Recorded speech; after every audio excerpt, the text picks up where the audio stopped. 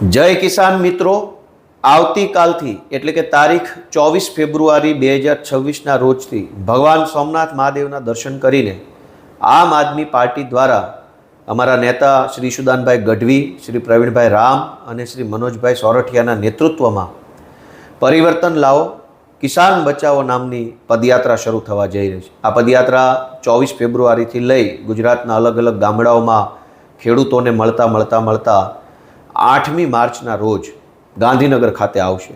જે રીતે ગુજરાતની અંદર ખેડૂતો દિવસે ને દિવસે પોતાની ખેતી છોડવા મજબૂર બન્યા છે, અલગ અલગ અનેક સમસ્યાઓથી ખેડૂતો ઘેરાયા છે, ત્યારે ખેડૂતોની સમસ્યાને અવાજ આપવા માટે અમારા આગેવાન ઈશુદાન ગઢવી અને પ્રવીણ રામના નેતૃત્વમાં જે પરિવર્તન લાવો ખેડૂત બચાવો યાત્રા યોજાઈ રહી છે, એમાં સહભાગી બનો। આવતીકાલે 24 ફેબ્રુઆરી 2026 ભગવાન સોમનાથ મહાદેવના ચરણોમાં નમન કરી આ યાત્રા ચાલુ થશે।